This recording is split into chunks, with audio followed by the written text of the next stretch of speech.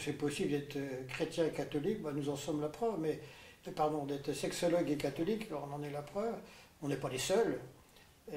Et quand justement nous avions fini nos études de sexologie, un prêtre nous a dit c'est bien que vous ayez fait ça tous les deux, il faudrait créer un réseau de sexologues chrétiens parce qu'on ne sait pas à qui envoyer les gens. Et c'est vrai que 80% des difficultés de couple sont liées plus ou moins à la sexualité, et s'il n'y a pas comment dire, des aides à la fois techniques mais qui respectent les valeurs de chacun, eh bien on est mal. Ceci dit, on est croyants, et par exemple beaucoup de musulmans ou de juifs viennent parce que nous sommes croyants, ils savent qu'on est chrétiens, mais ils ont besoin d'être respectés dans leurs propres valeurs, ce que nous essayons de faire.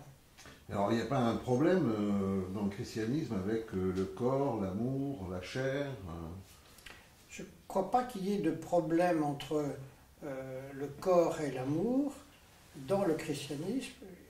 Il y a au contraire une spiritualité du corps très importante qui s'appelle le dogme de l'incarnation. Sans incarnation, la religion chrétienne, Dieu fait homme, n'existe pas. Et être fait homme, qui est totalement étrange pour d'autres religions, c'est précisément la caractéristique. Et d'ailleurs, celui qui en a le mieux parlé, à mon avis, dans les dernières dizaines d'années, c'est le pape Jean-Paul II, qui a fait une théologie du corps. Qu'est-ce qu'on peut apporter aux gens?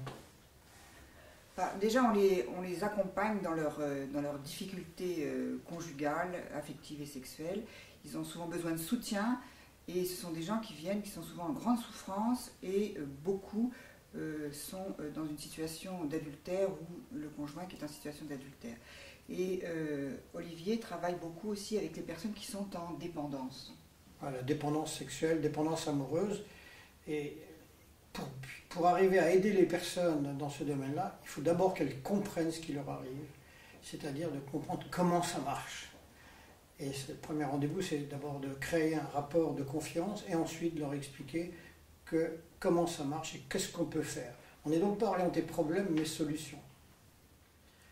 C'est foudroyant.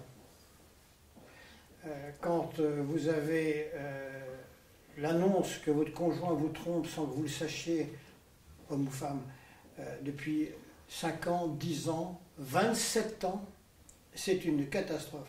Les psychologues s'entendent pour penser qu'en dehors des problèmes de mort, de deuil, c'est les douleurs les plus insupportables, les douleurs morales les plus insupportables qu'un homme ou une femme peut subir. Donc les gens au début sont dans un tumulte émotionnel où toutes les idées les plus cruelles passent dans la tête, se tuer, tuer l'autre, tuer la troisième personne, reprendre espoir, et ça tourne comme des vautours qui tournent autour d'un charnier. Et c'est terrible, terrible, terrible. Donc déjà, il faut calmer ça pour qu'ils puissent revenir à eux. Ensuite, c'est vrai que comprendre les choses, comprendre ce qui s'est passé, comprendre ma part à chacun de ce qui est arrivé, parce que c'est pas tout blanc ou tout noir, alors qu'on a tendance à être binaire, mais on a tort, comprendre ce qui s'est passé pour trouver une solution pour l'avenir. Alors, il y a un jeu de mots parce que la foudre, c'est à la fois le coup de foudre, qu'est-ce qui m'est arrivé, pourquoi je suis tombé violemment amoureux. Alors, de mon conjoint, ça va très bien, mais quelquefois, on est marié, je repense à une jeune femme qui nous disait « Je suis tombée amoureuse d'un de mes collègues de travail, mais je ne veux pas tromper mon mari, au secours ». Et ça m'est arrivé plusieurs fois, des clientes, à toi aussi Marie-Noël, de dire voilà, je suis amoureux, je ne pense plus qu'à lui, mais je ne veux pas. Oui, mais dans l'accompagnement, il y a un véritable travail. Parce qu'on essaye d'abord d'aider la personne à comprendre comment c'est arrivé, pourquoi elle en est là, et on est là pour essayer de la faire sortir de ces difficultés, de ce tumulte dans lequel elle est, pour pouvoir reprendre espoir et repartir, si possible avec le conjoint, sinon sans lui, mais disons remis un peu droit. Et Vagre-le-Ponty, qui était un saint moine de l'ancien temps, disait finalement les actes et les paroles mauvaises viennent toujours d'idées, de pensées mauvaises. Et donc la première chose que nous avons à faire, c'est d'apprendre aux personnes à contrôler leurs pensées. C'est-à-dire de faire attention à ce qu'elles pensent, ne pas penser en automatique, diriger leurs pensées vers leurs valeurs. Là, un mot très très important, c'est les valeurs. Nous avons tous des idées baroques qui nous passent par la tête. comme disait le père Païsios, qui est un moine orthodoxe, l'important c'est de ne pas les laisser atterrir. Ouais, ils tournent autour de nos têtes, nos idées, bah oui, voilà, il y a une jolie fille qui passe, un beau garçon qui passe. Oui, c'est pas un problème. Je m'arrête pas. C'est quand je m'arrête et que ça commence à tourner dans ma tête que c'est pas bon. Alors, là où nous en sommes, pourquoi est-ce qu'il faut lire ce livre? Pourquoi il faut lire notre livre?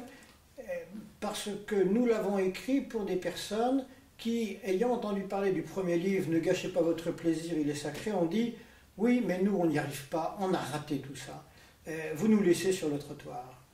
On a eu du mal à aimer, ça ne marche pas. Avec mon mari, ma femme, on est toujours entre deux crises, avec des petits moments de répit.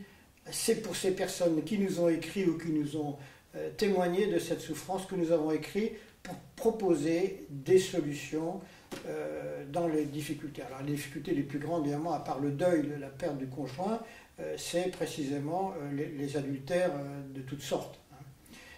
Mais aussi cette dépendance sexuelle qui est un fléau aujourd'hui, qui est d'ailleurs une question qui est de santé publique dans certains pays déjà, alors que les Français pensaient que quand la sexualité était un peu abondante, c'était de faire preuve de virilité ou de féminité. C'est depuis l'affaire DSK que c'est devenu une interrogation sur comment se fait-il que des gens peuvent être prisonniers de leur sexualité au point de gâcher leur vie, ou de gâcher leur carrière, ou de gâcher leurs espoirs, ou de ficher en l'air leur couple.